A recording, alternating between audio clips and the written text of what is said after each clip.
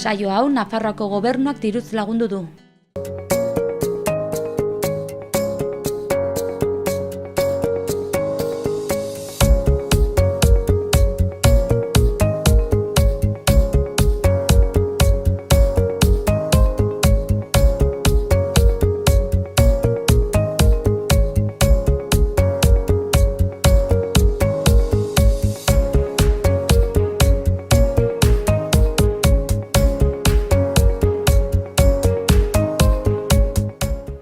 Kaixo ikustentzule eta ongi etorri ekainaren 14ko saio berri honetara.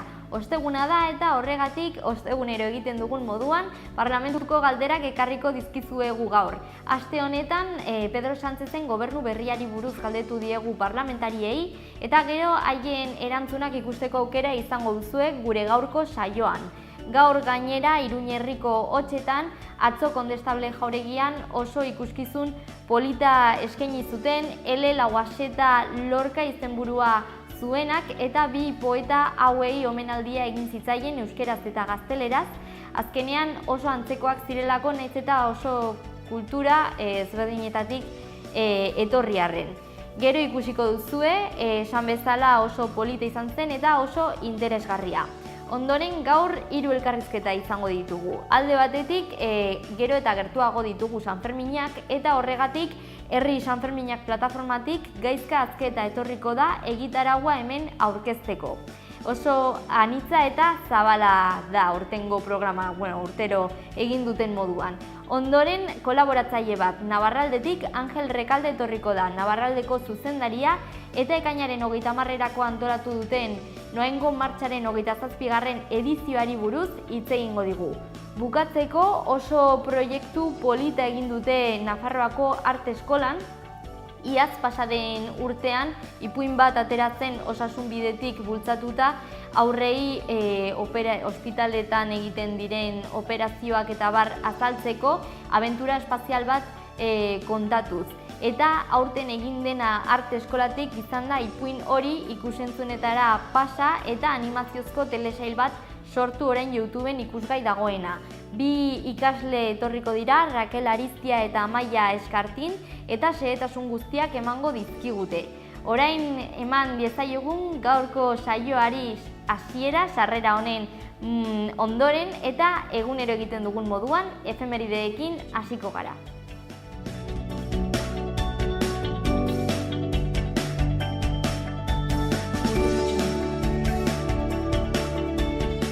Gaurko lehenengo efemeridea 18. mendekoa da. 1777 urtean Estatu Batuetan gobernua Stars and Stripes bandera erabiltzen hasi zen. 1920 urtean lehendabiziko aldiz artista baten musika irratiaren bidez zabaldu zen Europan. Nelia Melbak Londresen eskainitako kontzertua hain zuzen ere, Parisen entzun egin zena.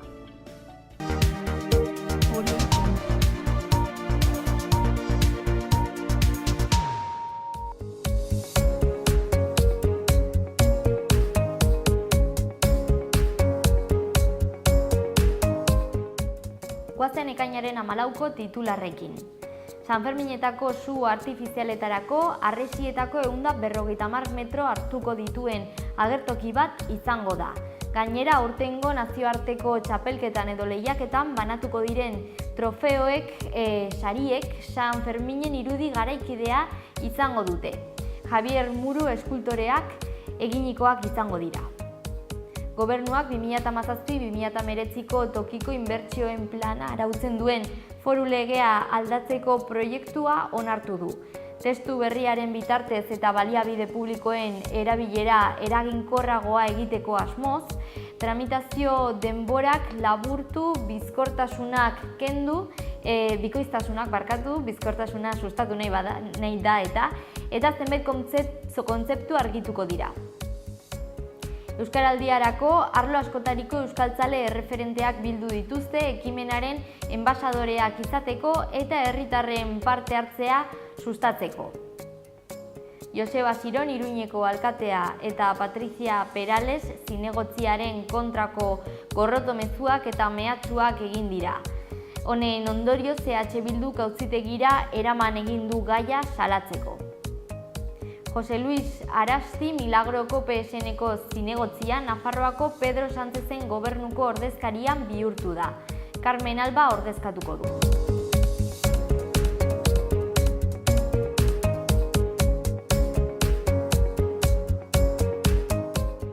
Egunkarietako azalak birpasatuko ditugu orain eta Diario de Navarrarekin hasiko gara. Lerroburu nagusian hurrengoa irakurri daiteke. Maxim Huertak dimisioa aurkeztu du ministro kultura karguari dagokionez.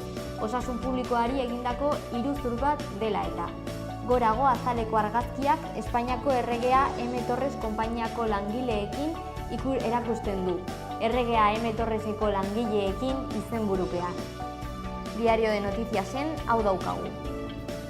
Lerroburu nagusiak hau dio. Ministro bezala 7 egun aritu eta gero, Maxim Huertak dimisioa aurkeztu du ogasun publikoari iruzurra egiteagatik. Azaleko irudian Urdangarin Palmako auzitegitik ateratzen ikusi daiteke. Izenburu honek laguntzen du. Urdangarin espetxean sartu beharko litzateke astelena baino lehen. Gara egunkarira pasako gara orain.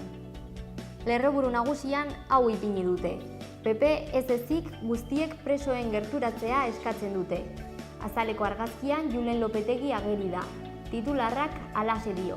Mundialaren hasiera iskanbilatsua Lopetegi ostikoka bota eta gero. Komunikabide euskaldunetara pasako gara orain eta berri egunkariarekin hasiko gara. Eskuinean goikaldean lerroburu nagusia ageri da. Urruntzea amaitzeko eskatu dio Legebiltzarrak Sánchezi. Ezkerrean azaleko argazkian atzo Nafarroako eragileen ordezkariak Altsasukoen gurasoekin ikusi daitezke. Atzo elkartu egin ziren. Agerraldi bat eskaini zuten. Eta horren azpian 50 eragilek Iruñera dei egin dute etziko izenburua aurkitu dezakegu. Eskuinera pasatuz gainontzeko berriak ditugu. Arian atalean EH Bilduko Maialen Iriarteren hitz hauek agertzen dira. Ahalik eta adostasun zabalena nahi dugu, baina gehiengoa errespetatuz. Azpian, enpresa ertainek gehiago inbertitzen dute ikerketetan lehen aldiz. Horren azpian betaurreko audifono eta ordezko hortzak doan izango dira iparraldean. Beherago, Saudi Arabiak Yemenen aurkako erasoaldi oso bortitz bat hasi du. Eskuinerago kirolari dagokionez, Martin Lasarte entrenatzailearen esaldi bat daukagu. Jokalarien indarra ez da nahikoa kopa irabazteko, baina teknika soilik ere ez. Kultura talean bukatzeko, 16 artistaren eskulturak batu dituzte Donibane Loizunen. Amaitzeko, jo dezagun Euskal Herria Irratiko webgunera. Goian ezkerrean, indarkeria matxistagatik 3 salaketa jarri dira egunero. Eskuinean, Uharteko Arte Garaikideko proiektuaren hazkundea nabarmendu dute. Beherago ezkerrean, Altsasuko gazteentzat justizia eskatzeko manifestazioarekin bat egin dute Ibarretxek eta Garaiko etxeak. Eskuinean alboan eta apurtxo bat beherago, Jose Luis Arasti izanen da Espainiako ordezkaria Nafarroan. Bukatzeko ezkerrera bueltatuz, Ernaik mobilizazioak eginen ditu Altsasuko gazteak eskatzeko exigituz. Atzo izan ere hemen egunez egunen honi buruzko elkarrizketa izan genuen.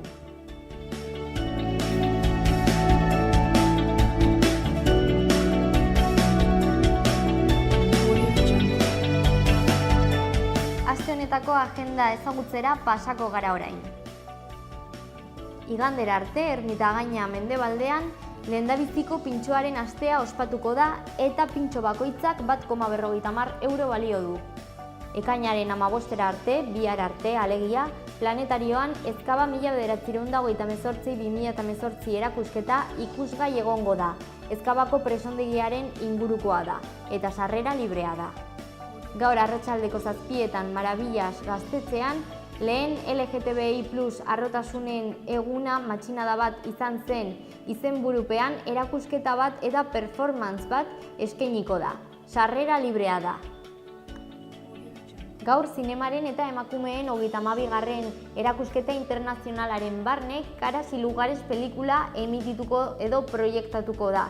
Bihar jaialdi honen azkenengo egune izango da eta arratsaldeko sarrerak 5,5 euro balio du. Gaur arratsaldeko 8:30 erraldoien txokoan kantu eta hitza euskarazko kontzertuen barne mielotxin eta lauarin dantzariak ikusteko aukera izango da. Sarrera librea da, baina goinbidapena behar da. Horretarako, 7:30 aurrera han bertan erraldoien txokoan dohainik eskuratu ahalko duzue txartela. Bukatzeko bihar arratsaldeko 5:00 Zitadelan ikuskizun euskeraz aurrendako. Bindaikale, jolas eta tailerrak. Zitadelan jostaketan edo Zitadelan jostaketan zikloaren barneko ikuskizuna da. Sarrera librea da.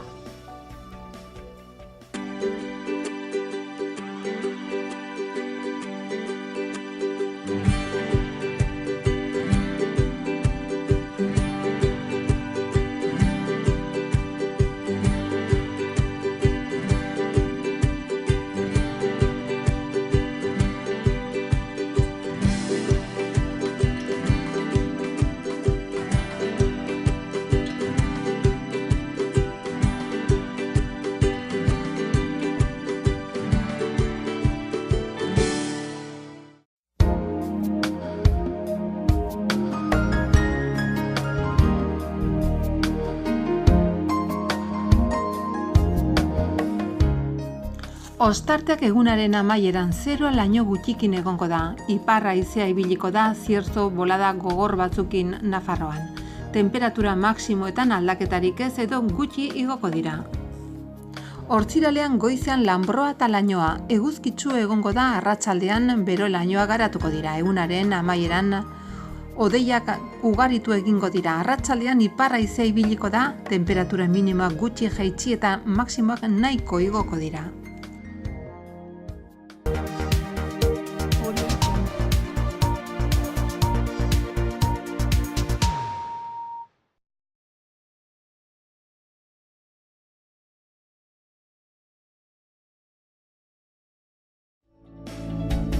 Albisteak ikusiko ditugu orain.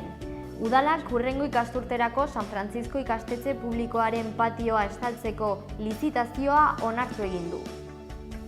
Bestalde, Iruñearekin jarraituz, merkataritzak hiria egiten du programak Mendillorrira ailegatuko da gaur arratsaldean, aurrendako ekintzekin eta familiarentzako jarduerekin. Doakoak izango dira guztiak. Bihar San Juan, Mendebaldea eta Ermitagaina auzoen txanda izango da. Udaletxeak, Iruñeko udaletxeak, Operación Triunfo kontzerturako edo Operación Triunfoko parteideek eskainiko duten kontzerturako palkoko sarrerak Nafarroako txirotasunaren eta bazterkeria sozialaren kontrako sareari eman dizkio. Arantzadiko igerilekuak bihar irekiko dira eta Sanduzelaiko Aquabox instalazioetakoak 23an.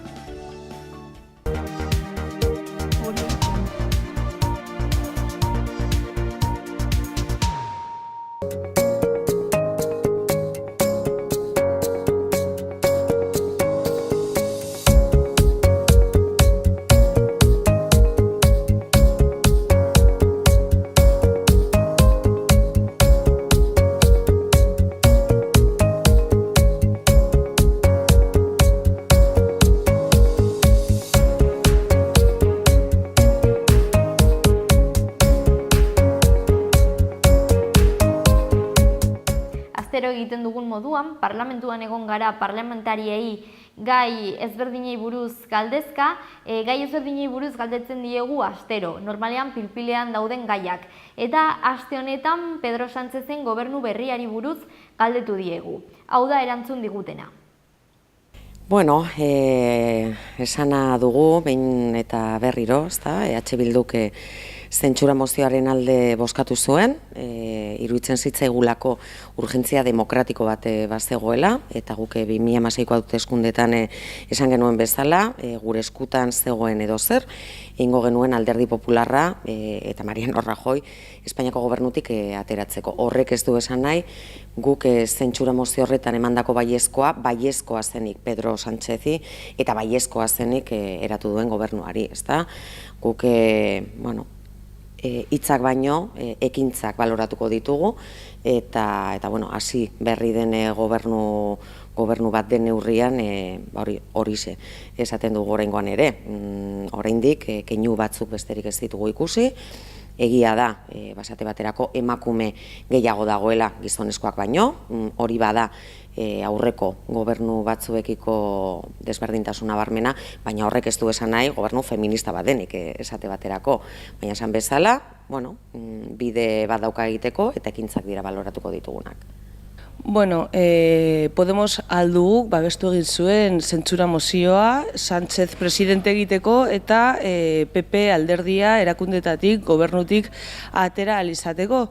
Eta hori derrigorrezkoa zen zerbait da, azken finean ezin zelako gobernu ustel bat gobernuan mantendu.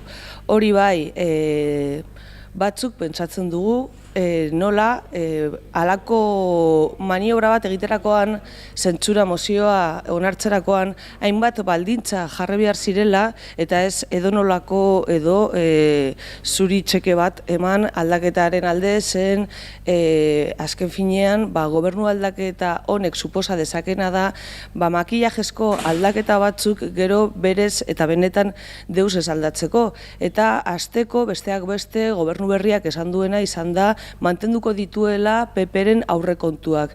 Ezin dugu deuso espero alderdi popularrak egindako aurrekontuekin aurrera jarraituko duen gobernu batekin, azken finean politika ekonomikoak direlako gero burutuko diren politikak erakuste dutenak, eta hor besteak beste baditugu hainbat murrizketa, pentsioak oso gutxi igo egiten dira, ez da paktu matxistaren aurkako baliabiderik ematen, eta oraindik egun ere ordaintzen diren zorrak, zor publikoa eta interesak ikaragarriak dira beste interesetan, interes publikoei bideratutako politika publikoetan egingo diren gastuetan baino. Gero, banan-banan azten baldin bagara aztertzen gobernu kontseila ministeritza bakoitza dauden pertsonekin, zalantza asko izan ditzakegu, azken finean politika ekonomikoan ekarri bait dute Europa mailan Europako aurrekontuak bideratzen eta egiten zituen ordezkaria, barne ministeritzan Grande Marlaska izendatuta, badakigu nondik datorren audientzia nazionaletik eta zen olako ikuspuntuak izan dituen ez bakarrik tortura ez ikertzearren, baizik eta gero jak 42 kasua nola alde batera eta bertan bera usteko aukera eman zuen, eta berez makillajezko aldaketa iruditzen zaigu, baino funtsean ez direla benetazko aldaketarik emango pentsatzen dugu ere. Argi dagoena da, Sánchezek egin duena gobernu berritzaile bat izan dela, eta orain frogatu behar duena da, ez dela bakarrik aldaketa kosmetiko bat, baizik eta eratu dituen ministerio guztietan buru jarri dituen pertsona berri horiek ere politikagintza berriak egiteko gai direla. Esate baterako ikus dezakegu nola adibide batzuetan ez dira oso politika berrien aintzindari, eta kasuan kasu Josep Borrell edo Grande Marlaska berak, eta bi horiek dituzten iragan ilunak gure alderdiaren iritzi moduan. Bueno, Nafarroari dagokionez batetik, mezu gustatu ez zaigun mezu bat egonda, eta da esate baterako ministroen artean izendatutako Grande Marlaska epailea esate baterako, barne sailerako.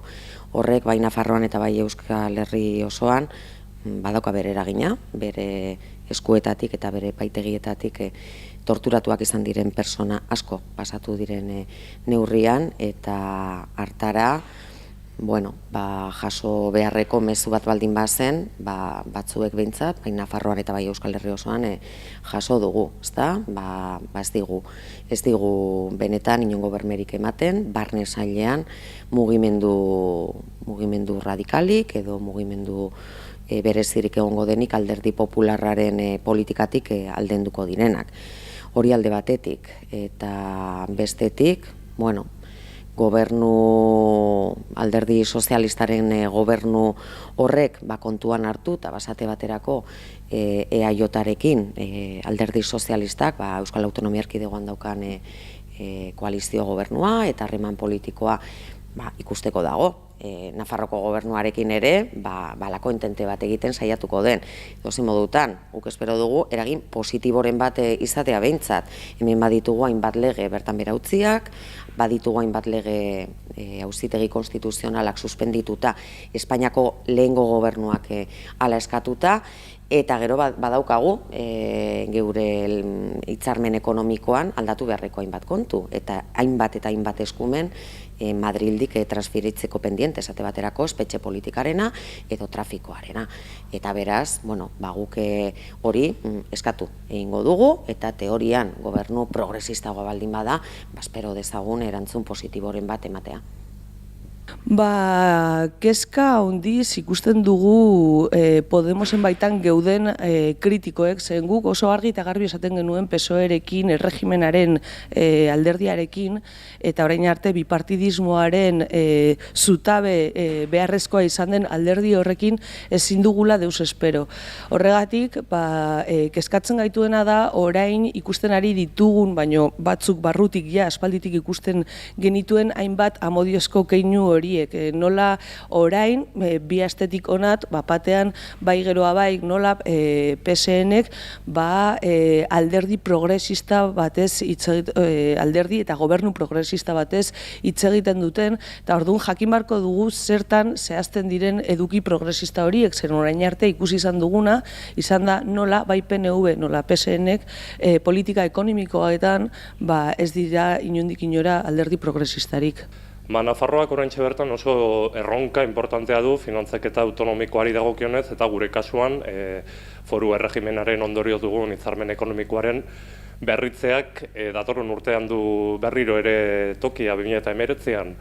Hala ere, oraindik baditugu blokeatuta 1 milioi inguru aurreko negoziaketatik, eta kontutan izan behar dugu gaur egun ogasun ministra berria den Montero Andereak aitzinean eduki dituen iritziak foru erregimenei buruz, eta badiot zeharo aurka agertu izan dela Andaluzian kontseilaria izan zen garaian, beraz Nafarroarekiko erronka handia eta importantea gainera, badela finantzaketari buruz ere Montorok aurretik jarritako aurrekontu egonkortasunaren lege hori altxatzea edo gutxienez interpreketak eta lausoagoa ematea.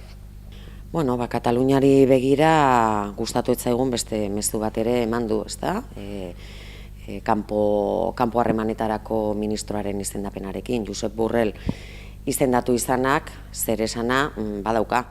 Kontuan hartzen baldin badugu, Borrell, azken garai luzean, Ciudadanosekin batera, Alderdi Popularrarekin batera, Katalunian bertan halako fronte konstituzionalista baten buru izan dela, eta oso adierazpen bortitzak egin dituela independentismoaren kontra.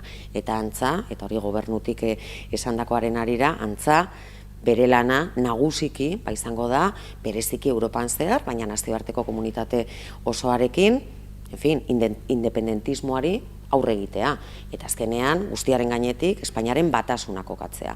Guk garbi dugu, gobernu aldaketarekin espektatiba handirik ezin dela izan. Azken batean oso garbi dugulako alternatiba demokratizatzailerik ez dagoela, alderdi sozialista estatu aparatuen zutabe nagusietako bat dela, 78ko erregimenaren zutabe bat dela, eta hartara Katalunian dagoen gehiengo sozial eta politikoak erabakitzeko eskubidea, independentzia, azken batean aldarrikatzen duenak, ez dakit itxaropen handirik izateko modua izango duen, ez bakarrik Kataluniak, baizik eta Euskal Herriak berak, edo estatuan bizi garen gainontzeko herri eta nazioek. Borrell antikatalanista den ministeri hori izendatuz, uste dugu ez direla benetazko aldaketarik emango. Saietuko dira elkarrizketak ematen eta formak behintzat aldatzen, baino ezin dugu ahaztu nola PSOE izan zen 155. artikulua babestu izan zuen alderdia ez zuela babestuko esaten zuen bitartean, baino beti ezetz dela PSOE-rentzat eskizofrenikoa den jokaera izaten dela beti, gero azkeneko momentuan baiezkoa ematen baitute, eta orduan, ez dugu uste erreferendum bat konbokatzeko gai izango direnik, hori izango litzateke egin beharko luketena, azken finean referendum legal bat emateko aukera haien esku baitago. Eta besteak beste, hau izan zitekeen gainontzeko alderdiek zentsura mozioan onartzerakoan, babesterakoan, eta Pedro Sánchez presidente izendatzerakoan jar zezaketen baldintza horietako bat jarri izan ez dena. Oraintxe bertan, Espainiar estatuak erronka handiak ditu irekita eta Kataluniakoa zalantzarik gabe agian oraintxe bertan ikusgarriena edo garrantzitsuenetariko bat da. Moduak ezin dira alderdi popularrak ezarritakoak bezalakoak izan, argi dago Katalunian herri batek erabakitzeko eskubidea aldarrikatzen ari duela eta beraz erronka importante eginkizun eta bete behar moduan Kataluniako egoera konpontzea dela, gainontzeko komunitate autonomoetan begiratu beharko genuke ere Espainiar estatuak porrot egin duen bere formatu autonomikoan, federaltasun batera begiratu behar dugun, erakundeak eraldatu egin beharretu diren, ez dakigu gure alderdiaren aldetik alderdi sozialista gai izango den horrelako erronka handi bati aurre egiteko, bereziki beste aldi batzuetan edukituen jarrerak ikusita ere hor daude, mahai gainen daude eta gu gutxienez gogoratu egingo ditugu ahal dugun guztietan. Aste honetan, larun batarekin, ekainaren 16an, manifestazio itzel bat egingo dugu berriro Iruñeko kaleetan. Garbi dago, Altsasuko gazten epaiketaren amaierarekin batera, ateratako epaiarekin batera, berriro ere kalean egoteko eta mobilizatzeko beharra agerikoa dela, prozesu osoan zehar salatu dugun proportzionaltasun falta, salatu dugun, ez bakarri parlamentuan, baizik eta kalean, eta eremu juridikotik ere, salatu den berme falta eta indefensioa, azken batean horrek guztiak ondorio bat izan duela. Eta da, 13 urtera bitarteko zigorrak ezarri zaizkiela gazteei, eta horren injustizia horren aurrean jarraitu behar dugula kaleak betetzen. Eta ekainaren 16an beste aukera bat izango dugu, eta espero dugu, gu bertan egongo gara, eta espero dugu aurrekoan bezala, edo are gehiago oraindik Iruñeko kaleak duintasunez eta elkartasunez betetza. Asko kezkatzen gaitu nola, naiz eta gobernu aldaketa eman den estatu mailan, hemen Nafarroan PSN eta bere idazkari nagusiak Maria Txibitek aurreko egunean esaten zuen berriro ere ez zutela Altsasuko manifestaldia babestuko. Ezin da ulertu nola bai Audientzia Nazionalak esan da ere eta epaiak dioen bezala terrorismoa ez dagoen oraindik ere terrorismotzat onartzea kasu hau edo behintzat esatea Maria Txibitek esaten zuen moduan Nafarroako gobernuak manifestaldi horretan parte hartzeak Nafarroak zatitu eta gure elkarren arteko elkarbizitza ez duela sustatzen. Guk uste dugu guztiz kontrakoa dela, Altsasuko gurasoekin eta Altsasun gertatzen ari den kasu honekin elkartasunez guztiok jokatu behar dugula, azken finean oso grabea baita eta ez delako aparteko kasu bat. Hemen orain eztabaidan dagoena da erregimena mantendu, hainbat moldaketekin edo benetako haustura demokratikoa ematen den. Eta eztabaida demokratiko horretan ikusten ari gara nola berriro saiatzen ari diren beldurra ematen, beldurra gazteriarengan sustatzen, mobilizaziorik ez egoteko eta benetako eraldaketarik ez emateko. Guk uste dugu momentu honetan injustoa den zerbaiten aurrean ezin garela inor profilez jarri, manifestaldi hori babestu behar dela eta PSN-ren jarrerak, batez ere aurreko gunean ikusi izan genuenean Euskararen aurkako manifestaldi hartan parte hartzen, ezin duela kasu hontan halako lelorik eman eta espero dugu hemendik ekainaren 16ra arte, behintzat iritziz aldatzeko eta bere egunean egon ez ziren manifestaldi hartan orain bai hemen egoteko. Pasaden astean ezagutu genuen nola Altsasuko gaztei emandako zigorrak gure susmo txarrenak betetzen zituztela, hau da zeharo neurrigabeak diren zigorrak, 13 urtetarainokoak direnak alegia, eta gainera hasieratik prozesuak markatu zuen errugabetasun printzipio hori vulneratzen.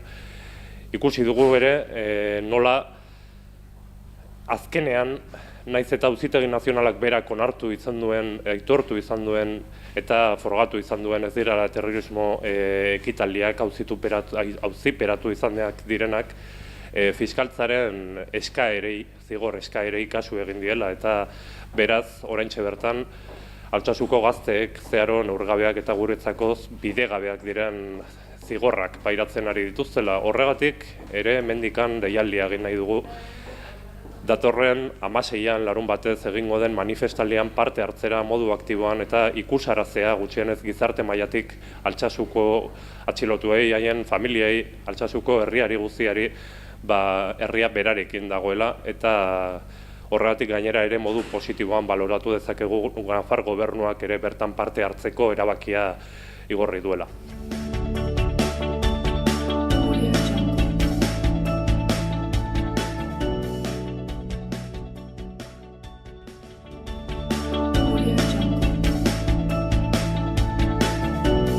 Elektrizista behar da mutiloan elektrizitate eta elektronikako goi maila ikasketak eskatzen dira, aldi baterako kontratu eginen zaio, kurrikuluna bidali, komerzial abildua grupoirrial.com helbidera. Elektromekanikoa behar da mutiloan elektrizitate eta elektronikako jakintzak eskatzen dira, aldi baterako kontratu egingo zaio, kurrikuluna bidali, komerzial abildua grupoirrial.com helbidera.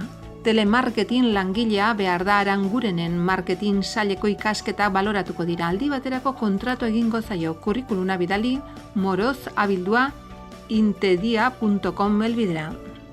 Tornatzailea eta fresatzailea behar da mutiloan, goi mailako ikasketa baloratuko dira, mugagabeko kontratu egingo zaio, kurrikuluna bidali, ofertas2 abildua navarra.es helbidera.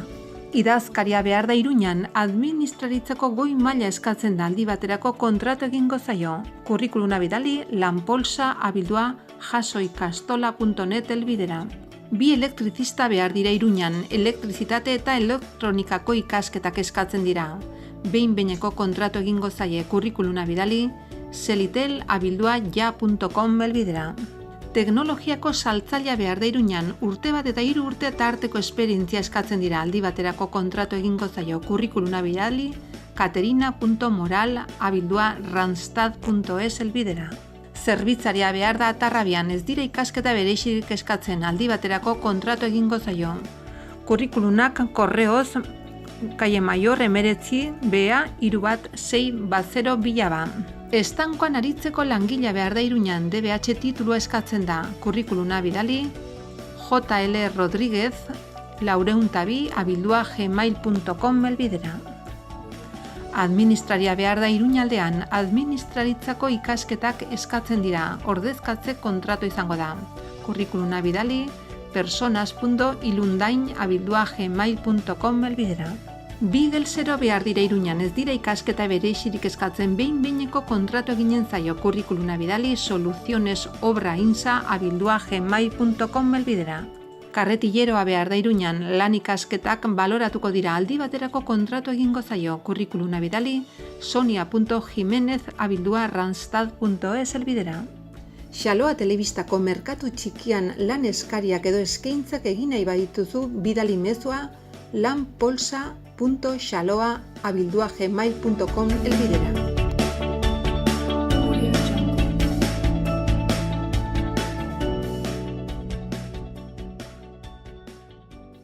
Ternera de Navarra, Nafarroko aretxea.